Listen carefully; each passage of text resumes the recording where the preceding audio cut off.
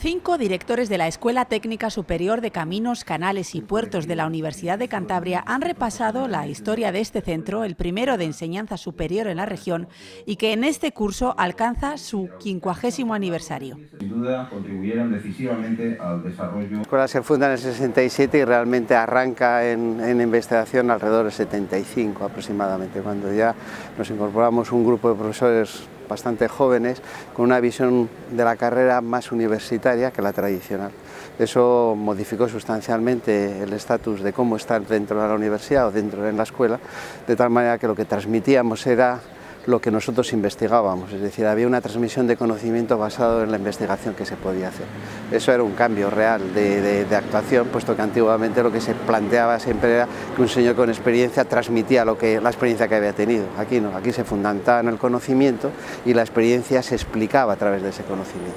Eso es un cambio radical y esta escuela fue la primera en las escuelas de caminos de España que lo hizo, a ser la segunda, pero incluso ya cuando había otras escuelas nació, creció de esa manera y durante muchos años ha sido una escuela de referencia de este tipo este modelo de universidad que investiga para poder enseñar y no una universidad docente para dar título.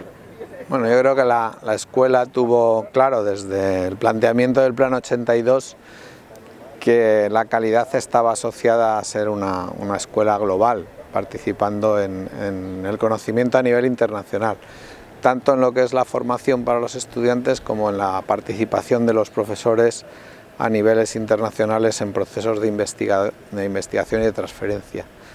Y de ahí que se hizo un esfuerzo singular por todo ello.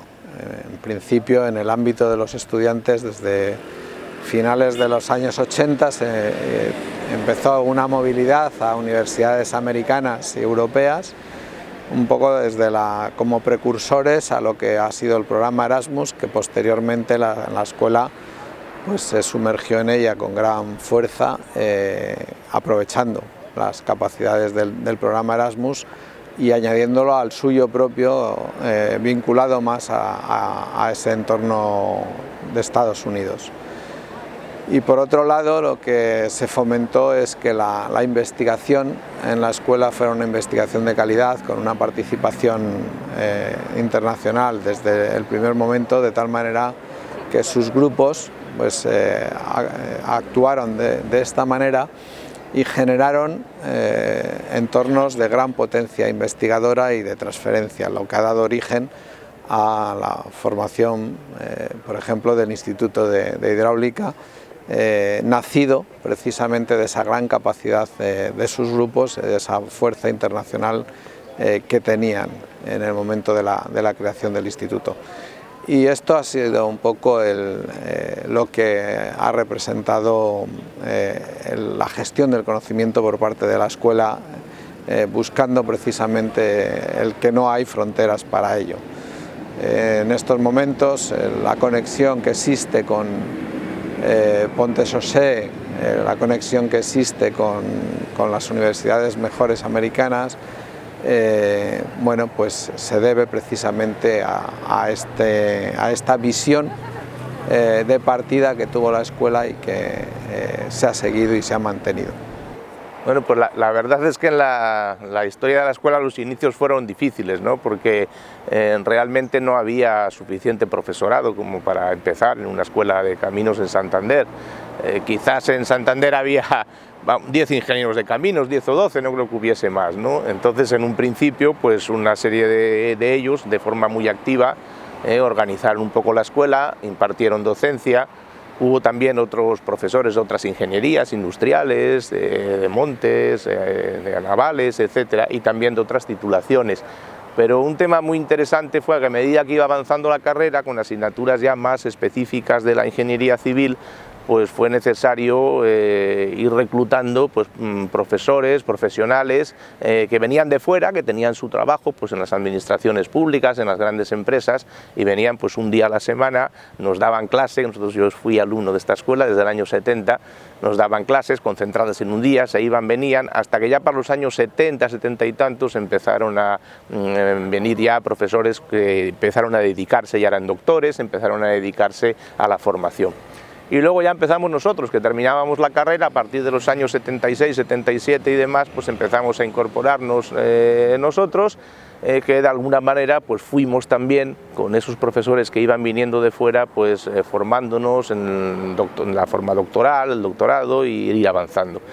Luego ya, claro, en los años ya futuros, pues ya ha habido una serie de plazas importantes en esta escuela de titular, de catedrático, y han venido, bueno, pues personas, algunos de los que estábamos ya aquí, como habíamos sido antiguos alumnos, otros vinieron de otras escuelas de caminos, y se ha ido manteniendo un nivel importante. De hecho, al principio esta escuela pues era muy dura, ¿no? Porque en Madrid pues decían, bueno, parece imposible que haya otra escuela de caminos, tenemos 200 años en Madrid de escuela, ¿no?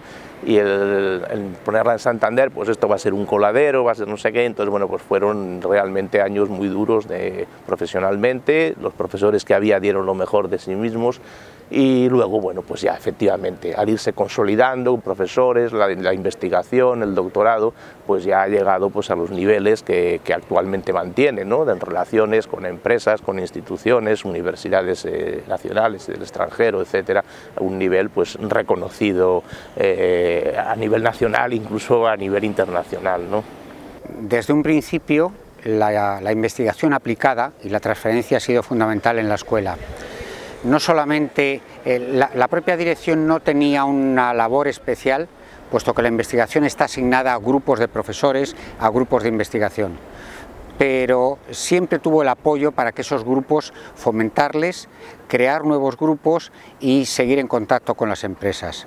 De hecho, sí que hizo algunas iniciativas, como fue el Construsan en el año 83, donde se hizo una exposición en la propia escuela, en el exterior de la escuela, con maquinaria, para poder comprobarlo, con la intención incluso de crear una feria de construcción en Cantabria.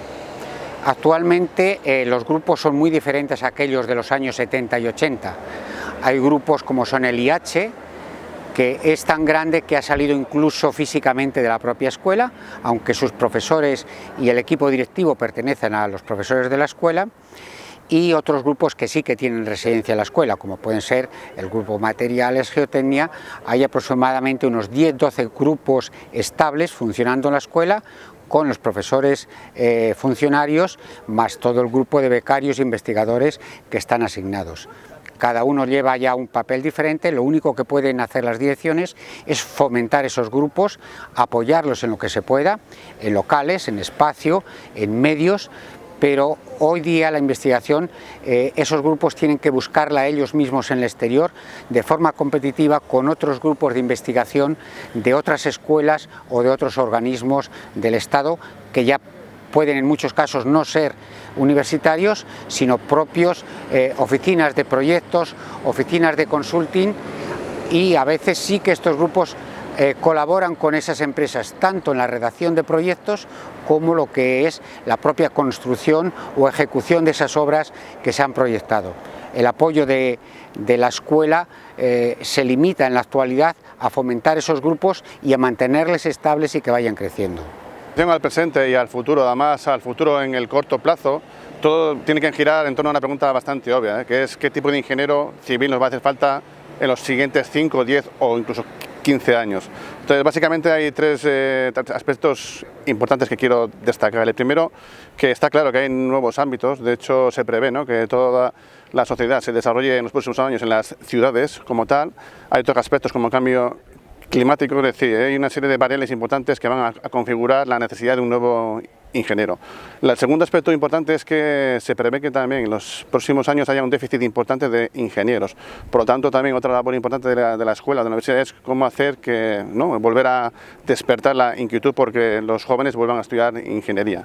Y lo tercero importante es que, afortunadamente, la Escuela de Caminos de la Universidad de Cantabria pues tiene los mimbres, es decir, tenemos todas las piezas que pueden conformar esa solución de futuro. Por lo tanto, ahora simplemente es pensar claramente qué tenemos que hacer, qué cambios de planes de estudio, que tenemos que ordenar justamente para dar esa respuesta. Nuevos ingenieros que van a desarrollar pues en nuevos escenarios.